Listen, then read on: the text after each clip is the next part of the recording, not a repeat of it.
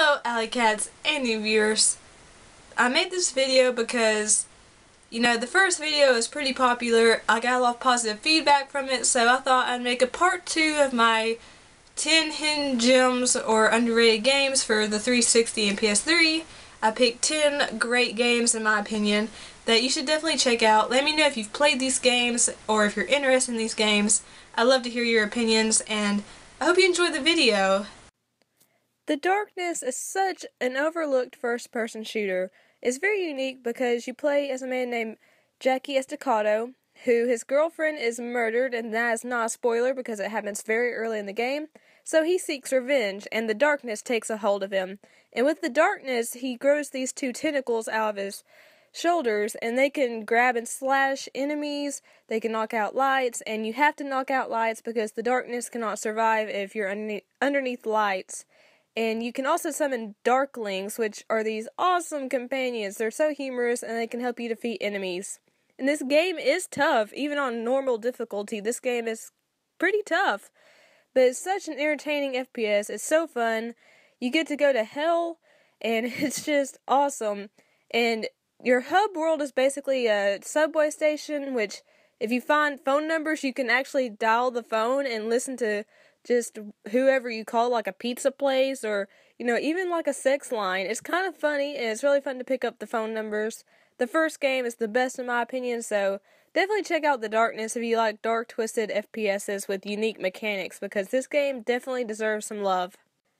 Tales of Vesperia was my very first JRPG that I had ever played, which I know, late to the bandwagon, Alyssa. But it's such a great JRPG, and it's so accessible, so if you've never played a JRPG or never played a Tales game, this is the perfect starting off point. But you play as Yuri Lowell, who is kind of a troublemaker. He has a dog named Rapide who smokes a pipe, but Yuri gets thrown into jail, and he escapes and meets this Princess Estelize, and they leave off on an epic journey, and they meet amazing characters who you will fall in love with each one. And the graphic design for this game is crazy beautiful. It looks like an anime. The story is incredible. I love the story. I was engrossed in this game. And it's just wonderful. So, if you really want a game that gives you a lot of time and value for your money, this is definitely a perfect game because it's well over 50 hours. And you'll just enjoy it. You'll want to play it again right after you finish. So, I highly recommend Tales of Vesperia. Enslaved Odyssey to the West is a gorgeous, very entertaining hack-and-slash platformer puzzle type of game. And you play as Monkey, who has just escaped from, I guess you can call it, prison. And he meets up with this woman named Trip. But Trip puts this piece of headwear on him, and he has to follow her around, or else she can shock him, or, if she dies, he dies. So he has to follow her around and follow her home, and it's just so wonderful. It's beautiful. It's drenched in color, which is such a welcome reprieve from a lot of these games that have like brown color palettes. And it's got spot-on platforming mechanics. The puzzles aren't too taxing. Some of them will make you think a little bit, but most of them are pretty easy. But the performances from Andy Serkis and Lindsay Shaw are incredible. The story grips you, and you really need to play this if you enjoy platforming puzzle hack-and-slash games because it's so unique and so wonderful and so underrated. Singularity is an FPS in the vein of Bioshock, which by that I mean it's very similar aesthetically, there's morality choices, and the combat is sort of similar. But you play as a man who is sent to Russia to investigate this abandoned school, and you quickly learn that things aren't quite what they seem. And it's very unique. Near the beginning of the game, you get the Singularity, which you wear around your wrist and allows you to have different powers, and you gain these powers at different points in the game. You quickly learn there's some twisted stuff going on, and even though it's not a super long game, it's a super entertaining game. You'll love it. You can replay it because, again, I said there's morality choices, so you can see what happens when you choose a different choice, and the gameplay is very, very solid. The gunplay is excellent. The story is pretty good. It's not the best story ever, but it'll keep you entertained. So if you like games in the vein of Bioshock, or if you're just an FPS fan, check out Singularity.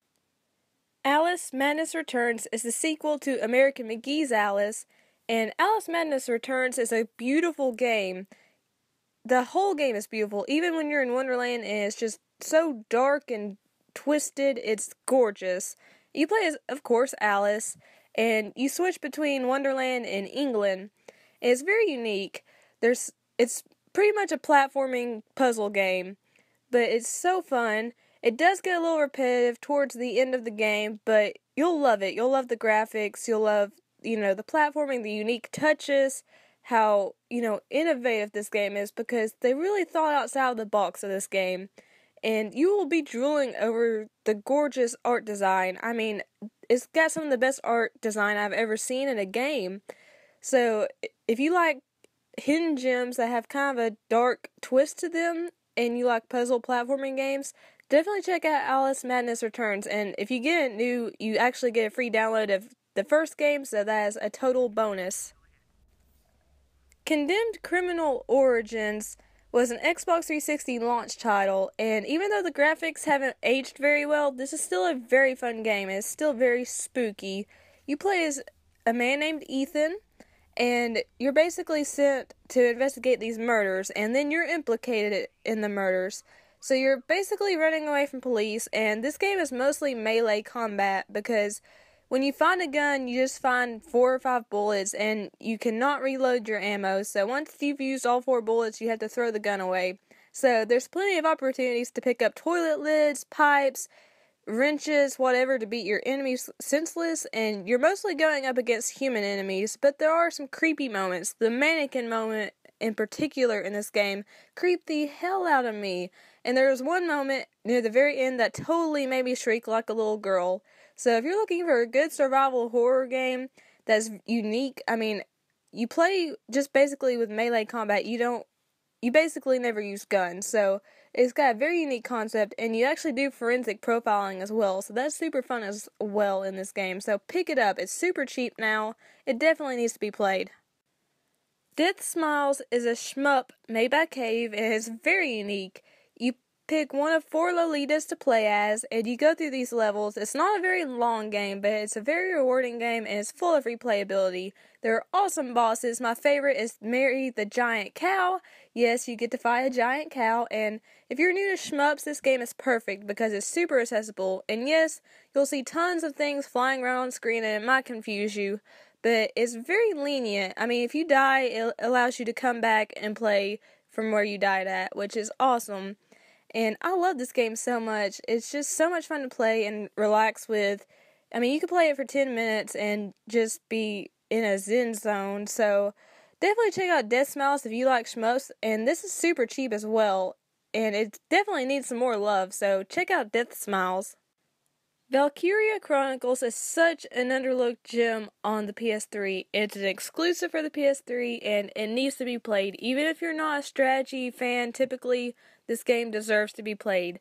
And you play as Welkin, who gets swept up in basically World War III, and you meet several different people, and it's got such a beautiful art style. It's basically like a watercolor painting art style, and the levels are split up like a book, like each level is set up like a newspaper segment, which is awesome.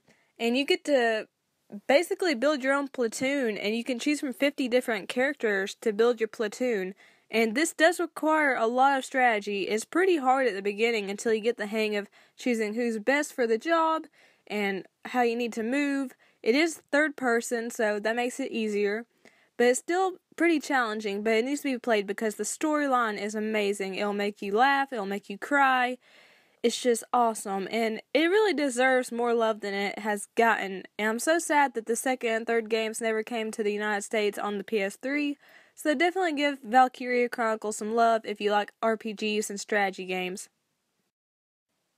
Wet is a budget title that was published by Bethesda, but it's super fun and pretty polished for a budget title. You play as Ruby Malone, who is voiced by Eliza Dushku, and she is an assassin who has been targeted herself, so she has to go around and kill these other assassins.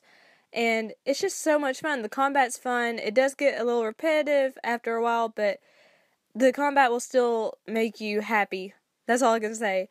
But it has a unique, well, it's not really unique, but it has a mechanic where you slow down time, like in Max Payne or John Woo's Stranglehold. You can slow down time and help pull off these killer combos, and my favorite part is when Ruby went into Berserk mode, which is where her vision changes and all she sees is red, white, and black, and she can move super fast, and the more you kill, the longer your Berserk mode keeps going. So definitely play this game if you haven't picked it up. It's pretty cheap now, it's entertaining, the story will make you laugh, and if you like Tarantino movies, then definitely try this because it's very Rayman Origins is a super beautiful game that was developed and published by Ubisoft, and I mean, it looks like a watercolor painting on your screen, and this game does not get the love and attention it deserves. It is such an excellent platformer, the controls are precise, it's super fun, it is difficult, but every time you die you just want to restart and try to complete the level because you want to see the next stage of each level. The game is gorgeous, and saving the teensies and the looms makes you feel good, or if you don't save them, it gives you a really bad guilt complex.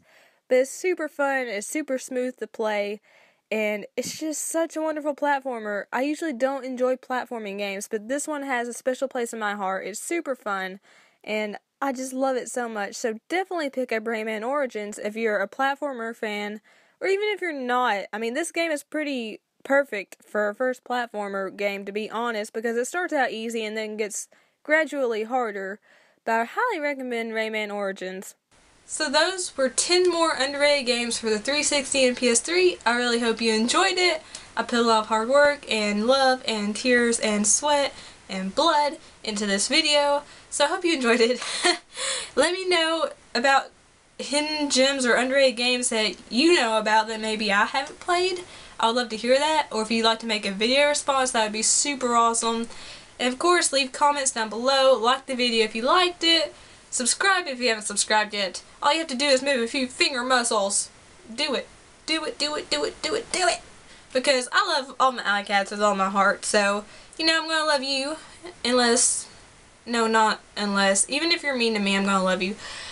And, favorite super friends and family can see you, share me as long as you do it nicely, and thank you again so much for your support and for watching my videos. It means the world to me. Peace and kisses.